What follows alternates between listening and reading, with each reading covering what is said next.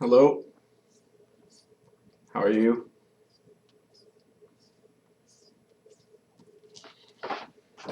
Today I'm going to talk about something a little bit different, which is to say the language of symbols. And of course this relates to the I Ching. Here's the magician's I Ching. And in my teaching of the I Ching, I realized that there were some students, they're not most, but some, who were not really grasping that the I Ching is not just written in the obvious layer of language, right? And this is part of why there's an important conflict, you could say, between the kind of the sinologists who are trying to get the most accurate translation from ancient Chinese to the to English so that it reflects exactly the words being used, right? This is not actually the language of the I Ching. The language of the I Ching is symbols.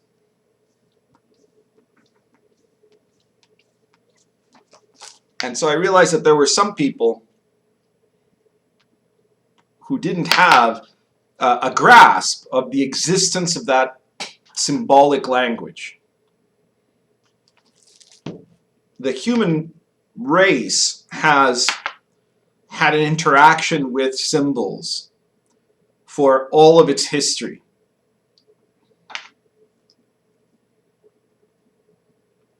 At least for all of its history as humans. From the moment that there was one person that was enlightened, right?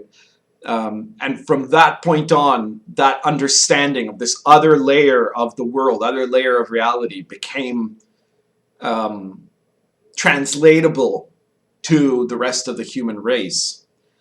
Those symbols existed. And the legend of this is reflected in the lore of the I Ching, with the story of Fuji, the first of the real race of human beings, who received these symbols that came on the back of a turtle that came out of the river, right? And those are the symbols, the sort of symbols that we're talking about, right? There's the layer of the universal human language of symbol, which are what you could call the chthonic symbols, the really primordial ancient symbols that no matter where you are on earth, no matter what color, creed, race of human you are, those are symbols that you will recognize. And these are like, the forces of nature, right? Earth, air, water, and fire. The sun and the moon, the world and heaven. And that's what the 8 trigrams that form the basis of the I Ching hexagrams, those 8 elements, those are universal symbols. So that's why they are used as the structure for creating all of reality. The code of reality is in symbols, and the interaction between those symbols can allow us to see every facet of space and time. Beyond that, there's a language of symbols that is particular to cultures and civilizations. And for example, the I Ching formed the foundation, probably starting about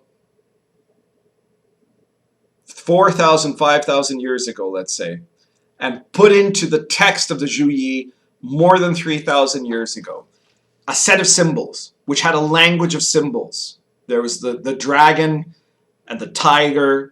There was the boar, the beasts of the field.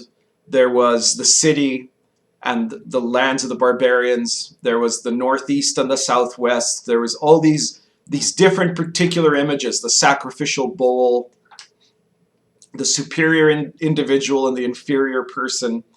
All of these are symbolic concepts, they're archetypal concepts that became the groundwork of all of Chinese civilization from that point on right up to, well, you could say right up to the communist revolution in the 20th century. Although really, even in spite of the best possible efforts, that language wasn't completely extinguished by the Maoists. So the problem is that there's a lot of people who don't grasp that language exists now, especially in the West, because in the West, we have alienated ourselves from that language of symbols. Now, most people who get interested in mysticism in the West will, of course, pretty quickly realize, that they, maybe instinctually, they won't figure it out all at once, but they'll realize that there is this language of symbols that exists, and that it's essential to the understanding of the esoteric, to the understanding of the mystical, to the understanding of the self, to the understanding of reality. But at the average level of society, that language of symbols is essential for making a society function, for making a society be functional, much more so than the obvious language. I mean, obviously, if we couldn't all speak English, if there was no communication at that level, then of course there would be a breakdown. But long before anything like that was to happen, if you lose the language of the common language of symbols, then you lose the ability to understand the context of the culture in time and space. You lose the past, you lose the future, and then you lose the present. And I think that this is something that has very much happened in the Western world in the postmodern era.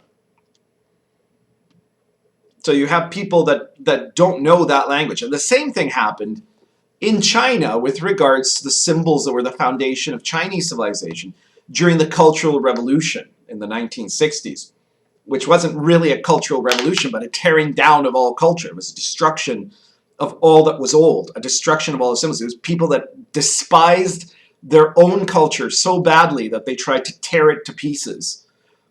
And it created terrible, terrible repercussions for that whole society. And it didn't fully succeed. And now you're seeing that things are turning around in that respect. And the Chinese people are rediscovering these elements of their culture that only 50 years ago they had tried to crush, less than 50 years ago. They tried to destroy it, annihilate it, erase from history. And now they're more and more going back into rediscovering it and trying to reintegrate it into their culture. Because a whole bunch of the problems that you see in modern Chinese culture, in modern Chinese civilization in 2018 are not even just a product of the old communism, because that's been changed, right? China is an incredibly capitalist country now. It's not democratic, but it's very different, and you certainly can't call it a Marxist state, right? So it's not that's causing the problems. But for example, the problems of the excesses of the Maoist era and things like Tiananmen Square and the excesses of the capitalist era, and the breakdown of families, the breakdown of society in China, a great deal of that has happened because of this loss of that common language of symbols, that ability to understand one's own past and to communicate ideas and concepts that are too complex to be communicated by mere words. They have to be explained through metaphor. And here in the West, we're doing the same thing. There's been this process of undoing, and sort of for the same reasons, right? The Maoists in China felt that the past, Confucianism and Buddhism and Taoism and the which were all products of the ideas of the I Ching, right? At least in China they were, in the case of Buddhism, that these things were tied to the ancient system of the class struggle and all this sort of nonsense. And so then they destroyed it. They wiped it away, right? And in the West, we have had for a long time now this problem that a great deal of the symbols of the West are intricately connected with the dogma of Christianity. And when people increasingly at different levels of society gave up Christianity. They gave up the dogma of Christianity. They also threw out the baby with the bathwater, as it were. They threw out the symbols and concepts that Christianity didn't own. Christianity doesn't own even the symbols that seem the most explicitly Christian. Even the Christ on the cross is not really a symbol of the Catholic Church or the Christian faith in particular. It's a universal archetype of the West, and you can understand it as that. And then, in the ongoing process of the 20th century, loss of confidence in the Western culture has led to the stripping away of anything else that was left, of Greco-Roman history and paganism and the images of Greek myth and Roman myth, the iconography and the images of the Greek legends, of heroic legends like the Iliad, the heroic legends of the post-pagan world, things like Arthur and the Arthurian saga. All of these things have been, for one reason or another, gradually worn away, and they've been replaced with nothing, because even as horrible as it was in China, the effort was to replace it with something, with Maoism, with this Maoist concept of the new man and the communist revolution, which was a disaster, but it was at least something.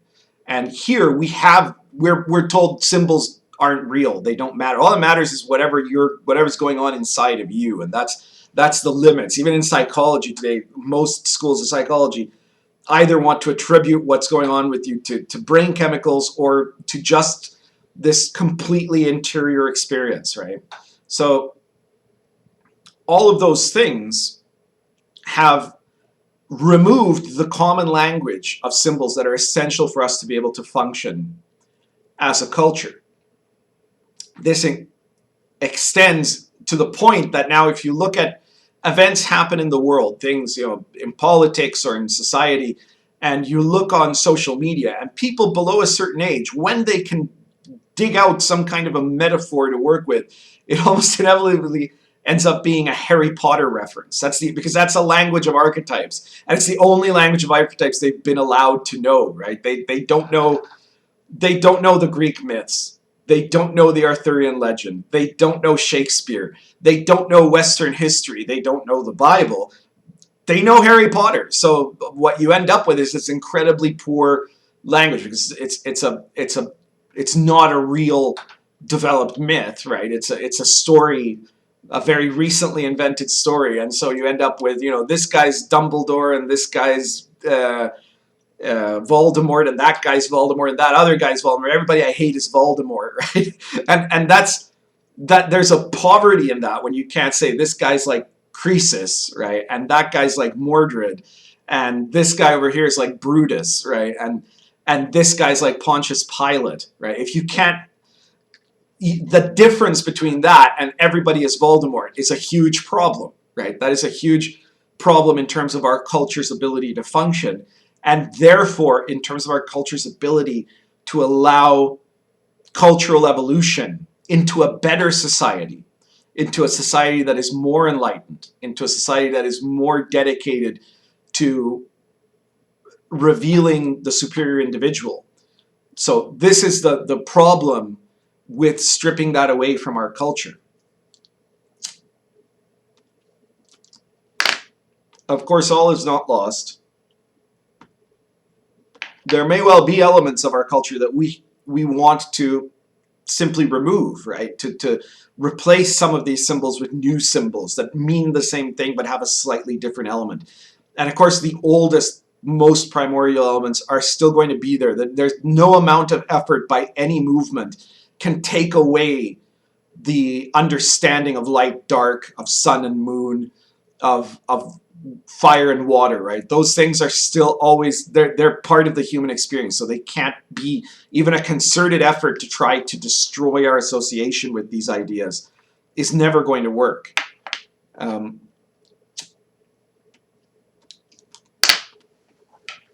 And the cycle of time is such that inevitably where decay has happened, repair will begin to happen, right? This is what the I Ching itself teaches us, right? And we may be able to borrow things that are useful to us from other cultures and integrate them into ours to bring in some of the elements of that language, right? I think that Confucianism has a lot to teach us. I think the symbolism of the I Ching has a lot to teach us about how to create a society in a completely post-Christian world, and as an alternative kind of perspective from postmodernism. And it couldn't be the Chinese version of those things. It would have to be a version that was adapted to working in the West. And this and the inevitable restoration of these things. The question you have to ask yourself, if you're looking in the long term, and maybe you think that some of the elimination of what was in the past is a good thing, and maybe it was, that some of these things were problematic and have to be swept away, right? So let's say that it was, right? The real question you have to be asking yourself, what the I Ching should teach you to ask yourself, if you start using it and understand how the long-term, the really long-term perspective works, isn't about, debating about whether it's good or not to do that. It's about saying these symbols are inevitably going to be restored, right? So who do you want to be the ones doing the restoring of those symbols? Do you want to be the one that redeems the culture? Or are you the one who's been so busy destroying the culture and you're going to leave it to certain other people to do the redeeming? And who are those other people going to be, and how are they going to redeem it? Are they going to redeem it in a way that it's better than what was before, or in a way that might be much worse? So this is what you have to consider if you are looking to regenerate the language of symbols, and not just out to maybe destroy all of culture as it exists. And I suppose there might be some people doing that. I doubt that there's very many that would be interested in what I have to teach. But ask yourself, is that your goal, or is this other thing your goal? Is to renew and regenerate our culture, to renew the symbols of our culture, to restore a new symbolic language? If that's your goal, then you have to start working within that goal. I guess that's it for today. And if you found this interesting and you're looking for something that works with these kinds of symbols, then check out the other videos in the series of the Yi Fa Society and the playlists on this channel. And think about joining the Yi Fa Society if you want a personal curriculum of the self-development to find the superior individual that goes along these lines. And otherwise, if you're just curious, feel free to subscribe to this channel and check out the other playlists where I talk about nothing but symbols on this channel. So check it out, and thank you very much.